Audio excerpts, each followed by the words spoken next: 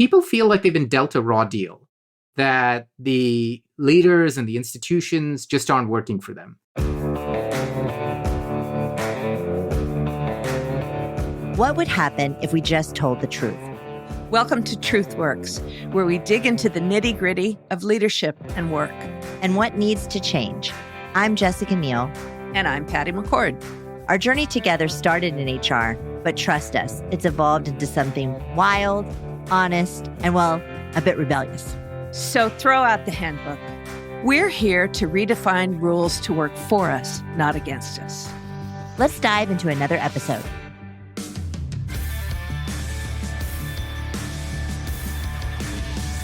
Hello, everybody, and welcome to this edition of Truth Works. And today we are interviewing Karthik Ramanna, and he's going to make us feel better about everything, he promises.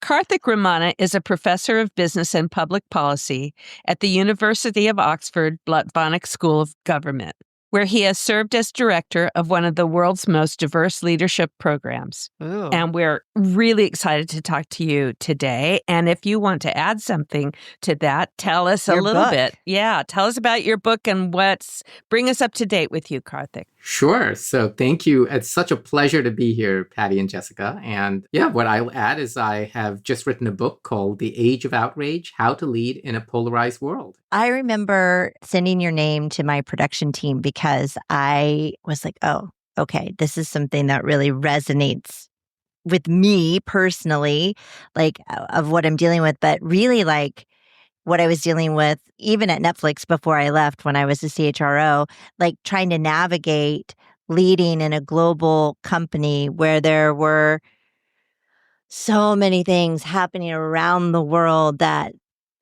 there was so much divergence on, and it was really scary at times on what to say, what not to say, how to diffuse it, how to get people to focus on work.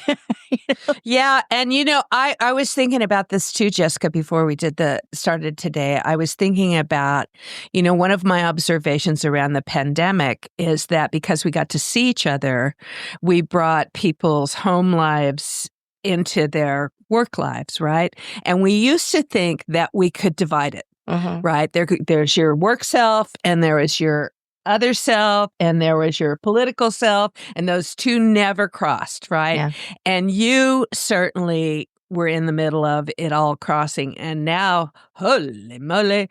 So talk to us, tell us about your 3 observances.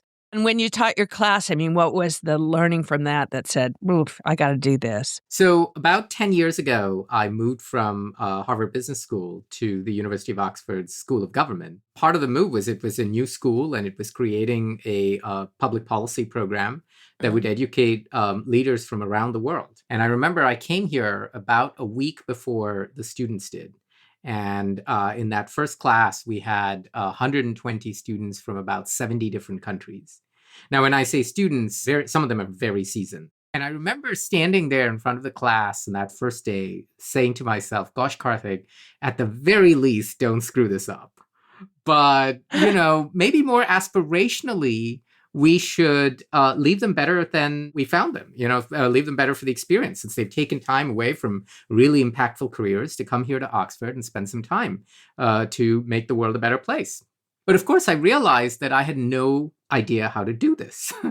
And so I did the thing that, inside secret, many academics do, many professors do when they don't know the answer. So when you don't know the answer to something, you say, well, let's teach a course on it. Right. And so that's where the course comes from. It says, so I was very upfront with the students. I said, look, we're all in this to be able to be better leaders in the context of polarization. So let's teach a course on how to lead in a polarized world. And so every week I would invite someone from my personal network who was a general manager. Uh-huh. And so we had a wide range of protagonists come to the classroom, everyone from, the CEO of a beer company to the commissioner of London police to the mayor of a frontier town, on the border between Brazil and Venezuela that was dealing with massive influx of immigrants. So the idea was, look, these are all really difficult frontline general management jobs. How are people dealing with this situation? And it was through the collective wisdom of teaching that course, with very smart students over the course of 5 to 7 years that the insights from this book came about. I'm guessing you had some outward motivation to writing the book as well, just in kind of maybe even seeing outside of your class what was going on in the world. Absolutely. And, there's a reason I called it The Age of Outrage. And one of the premises of the book is that managing outrage is not managing in the age of outrage, right? So managing outrage is sort of like crisis management. Right, it's not easy, right. but we know how to do it. And, you bring in a PR firm and you have to get good at the comms and things like that. And it's sort of firefighting. And then you get on with the course of business. But managing the age of outrage means that you can't really take a firefighting approach to things, because if you did, when would you do the fire prevention? And more importantly, when would you do all the learning and growth and innovation and all the other stuff you've got to do, like your day job, right? So there was something different about the zeitgeist of our times that meant that we needed to look at this more structurally, more systematically. And, my eventual conclusion was that managing the age of outrage is now a functional general management skill, just like finance or accounting or marketing. You can't be a general manager and say, oh, I don't do balance sheets. That's not that's not going to work very long. Yeah, right. So in the same way, you can't be a general manager and say, oh, I'm not worried about, managing in the age of outrage. Like, no, it's just part of what it's going to mean to be a manager in this day. And I thought one of the interesting thing about your conclusions was outrage is there's a different thing depending on where you come from, what part of the world you're in, what your politics are, what your differences are. I mean, so that time that it took for you to put it together must have driven you to thematic choices, right? That's right. That's absolutely right. And basically, as I looked at, this is very much a book about solutions rather than diagnosis. Yeah. But I think it's important to understand what we're dealing with and why we're dealing with it. I was just going to ask, I think a lot of hope that we have as leaders is that it goes away, right? Because everything seems to be an 11 for everyone. Nothing's a 10, nothing's a 5. It's all 11s. Do you have any idea of why and how and where this is all stemming from? And then do we get to a place where if we're leading the right way, we can have a more stable, steady state? Or is it just how it's going to be? So let me start with that second question first, because I do think we can manage this situation in a way that'll make it better. That's part of why, I do what I do in terms of my day job. That's why I wrote the book, etc. So history is not destiny, but we can also quite easily screw this all up. So, that's part of the whole point of sort of engaging in this area. But let's go back to your first question, which is sort of why, and is it going away anytime soon? And and in my estimation, there are 3 things that really matter, and in the age in this moment. The first is what I call a fear of the future, right? And we're living at a time where we're dealing with AI, for instance, which promises to be as disruptive, if not more disruptive, than the Industrial Revolution was, right? You just think about it. Our jobs, the jobs you and I have, they were unimaginable even 50 years ago, right? In the context of industrialization and so forth. And if we were trying to explain to our ancestors from 200 years ago what we do, they would be like, what kind of job is that? So in the course of just the next 25 years, the very nature of work will change so profoundly. And people are afraid about that. People are anxious about that. They're also anxious about climate change. Some people are. They're anxious about, and they might not use the words climate change, but they are anxious about things like rising sea levels. They are anxious about things like hurricanes and tornadoes and things like that, right? So people have common sense and they get that there's something changing there. They're worried about demographic shifts, right? Much of the world, not just the Western world, even China and India are now below replacement rate, right? And by the year 2050, half of all the young people in the world, all the people under the age of 18, will be just in sub-Saharan Africa, because the very nature of population growth in the world will completely shift. And so you've got that, right? So people look at the world just one generation from now, and they're like, whoa. So that's like fear of the future, right? Now, if you were dealing with that and you felt like, you know what, I can trust my leaders, I can trust the institutions, I can trust business and government and the church and so forth to just make this sort of work for us, maybe we'd be okay. But the second factor is this notion that, people feel like they've been dealt a raw deal, that the leaders and the institutions just aren't working for them. People feel, rightly or wrongly, they've been sold the wrong narrative on globalization. They've been sold the wrong narrative on immigration, right? So there's this sort of distrust with the institution. So you've got that on top of the fear. Yeah. And this is where the third factor comes in. Perhaps as a consequence of these first two, we're retreating from what I call sort of the global humanist project. This is sort of, this idea that we're all in this together, and, through the pursuit of democracy and markets, we'll be able to sort of, lift ourselves out of this, to this us versus them kind of, so I call it the ideology of othering. And we're seeing more and more of this ideology of othering in mainstream political discourse, that if we don't, as our tribe, hunker down and solve this problem, we're going to get, eliminated by all of these changes. And right. So and winners and losers, right? It We're going to is, lose. We're going to lose. Yep. They're going to get us. Yep. They're going to get us. Yes. So you think about it, any one of these problems itself is a big problem. Having all three at once, at the degree to which they manifest, that's kind of what's making this, as you said, Jessica, 11 every single time. Yeah. And then what about it seeping into work? There's this, recently I gave this talk at Google, right? And Google is a great company. It has done wonders in terms of technology and so forth. And it's a company that, people are its real asset, its only asset. I mean, it'd be different if you were, say, like an oil company or something like that, because then, you have this other asset. Obviously, people are important, but you also have this asset sitting on the ground.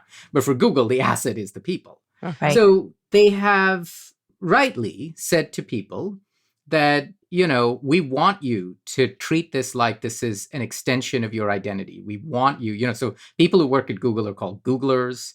And then when you go to the Google headquarters, you can see like what a comfortable life that is, right? I mean, they'll do your dry cleaning, they'll shampoo your dog, they'll do, and in fact, the dogs of Googlers are called Douglers. And then the buildings, they say, Douglers welcome and this and that.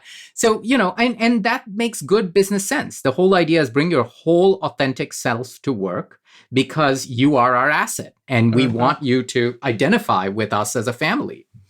Now, fast forward to sort of where we are, right, in this sort of world and everything that's happening and so forth. And you've been telling people, bring your authentic self to work.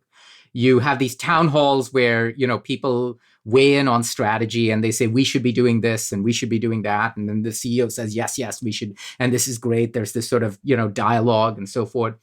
But of course, there's other things happening in the world. There's the war in the Middle East, for instance, that's happening. And then people start bringing that to work, right?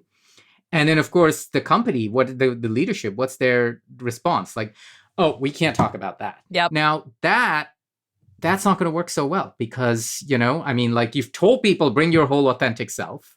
This is my family. This is my identity. I'm a Googler, right? And now suddenly this thing that I care so personally about, this thing that's 11 out of 10 for me, I can't bring this to work. Wait, how does that work? That's jars with everything we've done. So that's the challenge that businesses are facing. Right? The CEO might think that's the right decision, but it's not going down well at all. Yeah, no, we grappled with this so much at Netflix of like, where's the line? What do you comment on? What do you not comment on? Because there was something happening around the world all the time. And everybody wanted a message sent from the CEO to the whole company on all those issues. And so we really debated and debated and debated and debated, like, what's the right method? Where do we stand? What do we comment on? What do we not comment on? Do we handle it globally? Do we handle it locally? Yeah, particularly since the culture was built on open communication and honesty and truth-telling. Yeah. So then, what's your truth? And it's pretty different from one place to the other, or one. It totally is. And what we were learning is that, what an 11 was in the United States wasn't what an 11 was in Brazil. And that wasn't what an 11 was in Tokyo. And, some managers would send out these emails to their entire global team, and half of the team would be like, I don't even know what you're talking about. Yeah. Why is this an issue for me? Why is this an issue? Absolutely. So, as I searched, one of the things about teaching the course that was so fun was you got to bring in really creative people from around the world who were tackling with this. Some successfully, some less successfully, right? I mean, you learn as much from failure as you do from success. And so, Yep, sure. But as I searched for people who were navigating this challenge, I came across this remarkable leader, a woman called Priscilla Ankut. She was actually brought to my attention by the Ford Foundation in West Africa because they were, one of her grantors. She ran this organization called the Kaduna State Peace Commission. She was the CEO of this commission. Now, Kaduna State is a state in north-central Nigeria. And like much of the country of Nigeria, which is sort of divided between a Muslim north and a Christian south, Kaduna State, being in sort of the north center of it, is sort of, same divisions and slightly more Muslim than it is Christian. And elections tend to be largely on religious lines. And so they had just elected a fairly populist governor, Governor El-Rufai. And he was often likened to President Trump. He was sort of, this is someone who just sort of said things, and people thought he was just very polarizing and so forth. And perhaps surprisingly, as he's elected, reaches out to Priscilla Ankut, who at the time is this technocrat in the African Union, which is this sort of Pan-African, organization of countries. And she had spent her whole career building peace in East Africa, so a completely different part of this huge continent. But she's from Kaduna State. So she gets this email from this governor saying, hey, I want to create this peace commission. Will you come and be the first CEO of it? And everyone in her network, like her friends, family, mentors, say, don't do it. Don't touch this guy. This guy's toxic. He's like Trump. Why would you do this? Blah, blah. Yeah. And she says, look, if I didn't build my skill for this moment, what did I build it for? So if I don't do this, I will regret it. So I've got to do it. So she goes in, right? And he doesn't even give her a budget. So the first few months, she's just like running this commission out of the trunk of her car. That's actually how she meets the Ford Foundation, because she's trying to raise money to be able to actually do something. So here she is, CEO of this peace commission. She has no control over the police, no control over military, no budget, etc. But she's sort of, scrabbling together something to say, I built my skill to help my people, right? Both Christians and Muslims in my state. And I want to see if I can do something. Now, being the really good data-driven manager that she is, right, and this sort of resonates with all of us, she starts looking at the data on violence in her state. And she's a CEO of the Peace Commission. I got to do something about the violence. And she realizes it's not like random, right? Instead, it's more like a sine wave. It's periodic. And she says, so I wonder what happens if I sort of try align this in event time and see what's the periodicity that's, creating the... And it turns out it's elections, right? So, of course, it's manufactured violence to affect election outcomes. That's right. So now what she does is she says, okay, who are the most outspoken voices on social media that say crazy things around elections that then provoke, ordinary people to go commit violence? And she starts approaching them in an ad personam capacity, right? Not like sort of an official or anything, to join this little, almost like a little household club that she's created that she calls the House of Kaduna Family. Now, when I first hear this, I'm like, this is corny as hell. What? Yeah, right. Yeah. So she creates this thing, House of Kaduna Family, and she brings in these people. So for instance, the head of the Christian Association in Nigeria is there, the head of Jamaat-e Islami is there, etc. But they're all there in their personal capacities, right? And she starts this 2 years before the next election.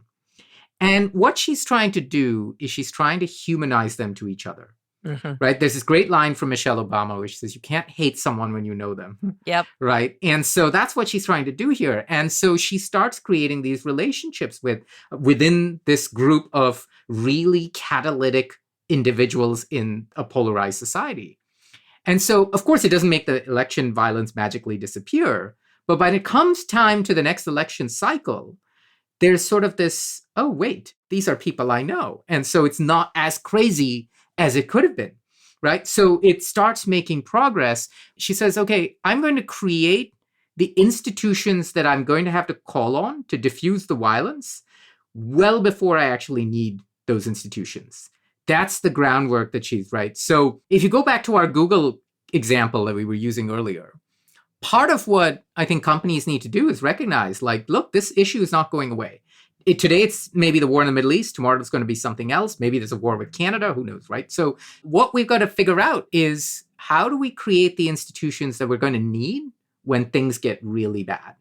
And because we know things are going to get really bad. And how do we create the trust with those groups, right? And say, look, if this can work in the context of decreasing violence in Kaduna State, this can work at Google, right? Yeah. So that's the sense in which, anticipating you're going to have this problem and starting well before you need to in convening the people that need to hear from each other.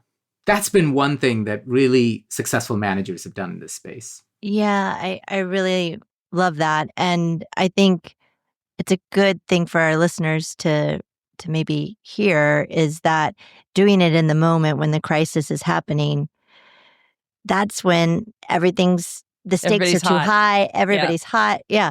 And you won't be able to get, so like doing this and thinking about it well before something happens, to know how you're going to manage it, to know how you're going to lead through it. And that is really where we spent a lot of time focusing at Netflix was let's have a plan, right? And let's have the right people answering for the right things, right? Mm-hmm. And, we went around the globe and said, okay, when something happens here, how are we going to, when something happens here, But the simple act of putting different people in the same room together with different perspectives, is management 101 kind of. Yeah. But we never think of applying that to the playbook's already written, right? Put the marketing person in the room with the engineer, in the room with the salesperson, and have a conversation about what the customer wants, right? That's right. And that seems well-known management practice. We would all do that. But would we think about that at a personal level too, without fear? Without fear and without an agenda, right? Because if you start well before you need it, right? So for instance, now, even if Google's leadership is correct to say we shouldn't be bringing the war in the Middle East to our town halls because that's just not, it's not going to be a not what we do. Yeah. Right. And it's not a productive use of this time and space, et cetera. For that to be a decision that the CEO makes in the moment and pushes top down, that's the part that's jarring. It may not be the outcome, but it's the right. So instead, imagine, say, look, we're going to have these problems. So let's create a group that thinks through what's the right way for us to solve this problem. And then let them come up with a process. And if you have the right people and you've created the right conditions, then trust that they will come up with the right process that gives you that outcome. Because then it's not you putting your decision down, which flies in the face of everything else you've tried to do in the culture, right? There's this other example of this CEO of one of the world's largest research hospitals managing, a potential surgeon's revolt during COVID, right? So this is sort of a time very early in the pandemic when we didn't have a sense of how serious this virus was how contagious or infectious it would be. We didn't have the PPE, the protective equipment. We didn't have the testing equipment. So it was a great deal of anxiety. And yet, governments were saying, well, hospitals have to stay open. They have to do elective surgeries because, you still have to treat the motorcycle victims. You have to do all this. Right. And so there was so much anxiety and fear, even amongst the medical community. And here you had this group of surgeons that were sort of, very worried about sort of going ahead and doing all the things they needed to do. Because we had sort of this pandemic-like, almost public health war footing here in the UK, heads of hospitals were called gold commanders for their districts because they were in charge of, public health. They were kind of like, just like the Surgeon General is called a general. And her team around her, the CEO, they were saying to her, look, you just got to tell them this is their duty. They've taken this oath and you're their, gold commander. And this CEO had been just about maybe 13 months in her job. And part of the reason she had been brought in, she was the first outsider, it's a very prestigious research hospital. And she was the first outsider brought in to lead this hospital, right? Always it had been someone from the inside promoted. So when you say, okay, well, why would you bring in an outsider? Well, there's something about the culture inside that's not working, right? That's why you're... And she'd figured out that the problem was that there wasn't enough trust in management. There was sort of, it had become too much of a sort of rock star research professor type mentality, and there was less focus on patient safety and so forth. So she was in the process of that kind of cultural transformation. It's like patients first, if there are issues, reported up to management, management's got your back, this is, we're about delivering quality to patients and so forth. So she's in the process of doing this, but she's only 13 months into the job. And the pandemic strikes, and then you have this sort of surgeon strike. And her team says, now's the time to sort of lay off that sort of culture stuff and the patient safety huddles and all that she's created. And let's just tell these surgeons to get on and do their job, right? And one of her advisors command is just, them. Yes, command them. And she says, hell no. If we didn't build this culture for this moment, then what were we building the culture for? And then she says something really important. She says, look, I look at my inbox, and I'm getting 200 emails every 30 minutes. There's no human being on earth who can deal with 200 emails every 30 minutes. And this is the beginning of this pandemic, and we don't know how long it's going to last. So there's something wrong if people feel like they have to send all these messages to the CEO because they don't know what to do. So I need them now more than ever to know that their management has got their back.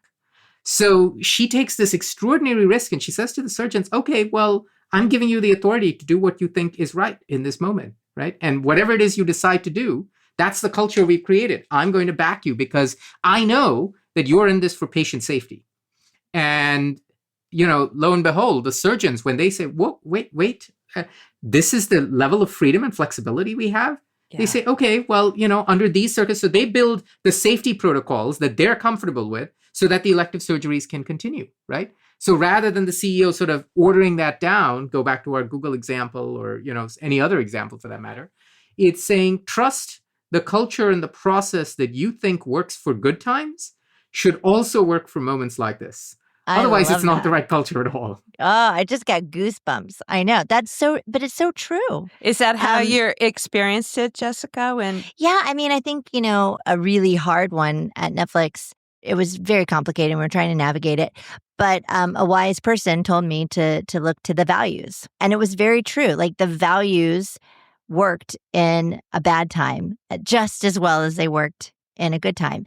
And it allowed me to make a good decision and have good judgment around how to handle it versus going emotionally, Or from fear. I mean, I think when you talked about the thing about your three perspectives that resonates so much with me is that it's not just them that we all feel it, right? We all have the same perspective. I mean, we all live in the world, right? And I think it's even scarier when you're a leader to realize, oh shit, like I have to deal with what's happening to me in the context of what's happening inside the team that I lead. And what I love about what you said in this whole conversation was, when in doubt, just ask, just go deep into the smart people that you're working with and figure it out together.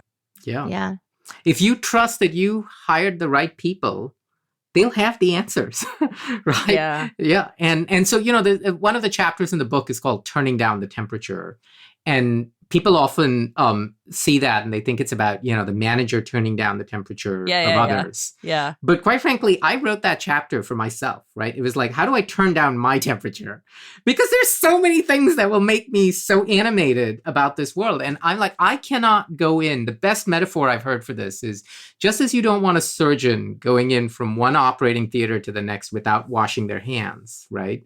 You don't want a manager or a leader going into a situation if they haven't metaphorically washed their hands. They'll do more harm than good. And so I needed to be, as a leader, in a position where I could walk into an environment and say, I have the capacity to do more good than harm in this situation. It's that turning down the temperature in yourself, which is where you need to start because you're human. Like, so for instance, I'm not on social media except for Instagram, which I don't manage, somebody else manages. Because I can't trust myself to be on social media. Like, I get animated about the world and I will say things that I'm like, oh man, did I say that? No, there goes your brand, Karthik. There you go. So I can't trust myself to be on social media, so I'm not on social media. And no, but I think that's a really great, important point you're making, is that if you have a practice of washing your hands, cleansing your mind, letting go, like whatever it is, because if you go in hot, emotional, first of all, not everybody feels the same way as you do in the room, right? And you're also not going to approach anything in a logical way. Right. And if there's a storm, you don't fight it with another storm. Yeah, and the othering thing is it's such a cancer on the team. I mean, it's the antithesis of working together. I mean, sometimes I think that we just got to get back to those roots, right? What's the whole point of being here, right? The whole point of being here is to come together as people who care about whatever it is we're trying to accomplish. And the accomplishment is the goal, not right. And that brings people together. And it's so simple, but it's so hard right now. It is. But you know what I found is that people need to discover that for themselves, because the sources of the othering are so deep to people's identities, right? They're so conditioned on your lived experiences. That's why you see the world the way you do. It's almost impossible to be able to shift that in one sitting or even in 5 sittings, right? I mean, it's a journey, right? Yep. So what you want is for people to discover that the process is something that will leave them stronger for it, right? And then without giving them an agenda on where it is you're taking them, kind of thing. So let me give you an example to make that concrete. So on the first day of the program, that when I was the director of the public policy program, and like 150 people from 70 different countries, that kind of thing, people would come like dressed up in suits to the University of Oxford, et cetera, and they're wearing their cologne and all that. And they're here to talk about big things like, abortion and social security reform and, the geopolitical challenges and the future of AI, et cetera. And I say, you know what? Why don't we go home and change into gym shorts and let's take a trip down to, in Oxford, rowing is a big thing. So we have these things called they're called tanks. So they're basically like a swimming pool, but that has a rowing boat for 8 people in it, kind of thing, right? And so you can have these like parallel tanks, kind of thing. And the reason we don't take them on the river is, of course, because not everyone can swim, and there's a high likelihood the boat will die, and health and safety and all that. So we put them in these tanks and we randomize them, right? So like you'll have someone from the U.S. and China and Russia and Ukraine, and they're the boat of 8, right? And you have to basically do these like little mini rowing Olympics against these other randomly chosen teams of 8. And there are 2 things that you want people to do. First is you want them to sweat together, because when you sweat, then like that cologne wears off, you're vulnerable, that kind of thing. But it's like, it's okay. We're all going to be making mistakes, etc. So the other thing, and this is where rowing is a really good metaphor, is like, you can't be the fastest person in your boat of 8.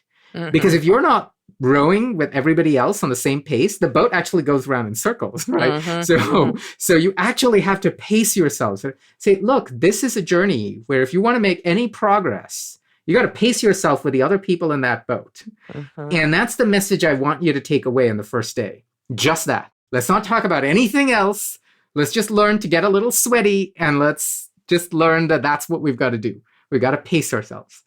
And then, you give people basically the year. And then when they're comfortable, they will bring up the issues that they think need to be brought up, right? Yeah. But it's on their own terms. I like that. That's really good advice. We always, 2 things. We always ask for like little nuggets for our listeners. And so one, I'd love a nugget for like, maybe you're not high at the top, but you're a leader, you're a manager, you don't know what your company's doing about this holistically, but you're still leading in this environment. What's your advice to that leader? And then just what's your advice to everyone? Yeah. So it's 2 great questions. What do we do, Karthik? Yeah, tell us. Do? Make it better. So two great questions. And, you're absolutely right that, being a leader is different from being a manager. Manager is about positional authority and so forth. And you can lead from anywhere, right? I mean, yeah. And the simplest, best definition of leadership I've ever come across is making things better than you found them. Right. So I loved when you said that earlier. Yeah. And I love it because that's all you need to do. You say, okay, I'm just going to make this thing that I found a little better. And that's great, and leadership is about others. So you're just doing that. And you can do that no matter where you are in an organization or a system or a hierarchy or whatever it might be, right? So I would hope that many of these lessons and many of the things we're talking about really sort of resonate wherever you are in the organization, because and I'd say that it comes down to really two core principles or axioms or whatever you want to call them. The first is, no matter what you do, you're not going to solve the whole problem, right? So just be cool with that. Have a sense and perspective on that and say, you know what? There's a part of the problem that I can make a difference on. I can leave better than I found it, and just work on that. And that's okay, right? Don't get overwhelmed and say, oh my God, but what about this? And what about that? And so forth. I love that. So that's number one. Now, number two is really important too. It's like, no matter what you do, you will be seen as part of the problem, right? Yeah. You will be experienced by someone as part of the problem. And again, you've got to come to terms with that. It is just part of the polarization that we're going to live in and so forth. And don't try and make this a popularity contest and so forth, because you'll very quickly deplete yourself, right? And then you're not able to do good for anyone. So having that sense of perspective and humility about, what it is you can do means that the things that you do will be impactful, because otherwise, you can very quickly try to overcommit yourself in a situation and end up therefore, sort of overpromising and under-delivering. So it's better to under-promise and over-deliver than the other way around.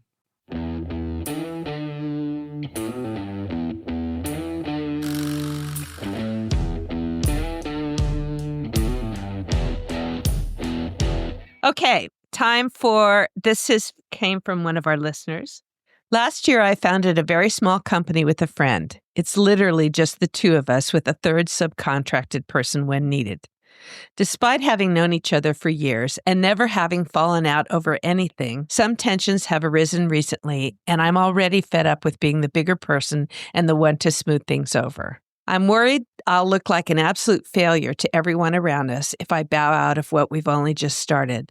But I also don't know how to navigate professional conversations without ruining a friendship. Oof. What say you? What say you? Yeah, it's such a important question. And I'd say, look, first and foremost, it comes down to a question of priorities, right? Because very often you can't have it all. Right. And you've got to decide, well, what's really important for you? Making this business work, making this relationship work with this person, which is this friendship, or, for, in some sense, having something outside of the friendship with this individual work. And those are three different things, right? So you can have a successful business, you can have a successful friendship, and you can have a successful relationship with this individual that's commercial, but that doesn't entail a successful business or a successful friendship. And it's about sort of determining what is the priority here. What's most important to you? And it may be that you look at this and say, you know what, the friendship is most important. And that friendship means that the other things have to sort of, take a backseat. And then you say, okay, there's your answer. Then, it's like, it goes back to this point of no matter what you do, you will be seen as part of the problem. And you say, look, being to me, given that to me, this friendship is more important than anything else of those priorities, then I just have to take the hit from, people in society who look at me as saying, well, you failed in that business. Yeah, well, because I failed in that business because I wanted to save that friendship, right? And that was what was important to me. I think that is such good advice. And I'll also say that when people really know the context and why you bowed out, they won't think of it as a failure, because you made a call about somebody you love and you care about. Exactly. Yeah. That you wanted to continue and love and care about them. And you knew that if you went on this journey with them, that would ruin it. And that was more important to you. Yeah. And it's part of, for me, it brings up the slippery slope of family. Right. It's easy for us to say that when we're talking about the example of two people. It's very different when it's, a million person, multi-100,000 person organization, or even a small team. Yeah. So I would say, like, in some contexts, you might want to choose the other. Right. And if you choose the other, then you have to be honest with that person in order to try and maintain the friendship. Right. Right. And I would say the other thing I learned over my years of leadership is Jessica and I are a great example. You can have both, but you have to understand the boundaries when you're in context. Yeah. I mean, I'm living with that forever, and you are going to be perceived as part of the problem no matter what. No matter what. Welcome to leadership. Right. You got to put the cologne back on to smell sweet again, right? There you go. It washes up. No, it's perfect. Karthik, so fun. Yeah. Such a pleasure. Oh really my gosh. Interesting. You've given me hope. We needed hope today, Karthik. It is such a pleasure to be here. And thank you guys for what you do. I can just see that, this is my first time interacting with the two of you. And I can just see you have this magical chemistry that I think leaves people better than you found them. So, there you go. Thank you. We have just spent our lives talking to people about trying to explain to them what really happens at work. I mean, it's just, people don't know. It's that black box. And so thank you for helping us open it a little bit for everybody so they can look in and go, oh, look, there's something I can use in here. Yay! Thank you, Karthik. My pleasure. Thanks for listening to TruthWorks. This episode was produced by Megan Hayward. Thank you to Kathleen Speckert and the whole Edit Audio team.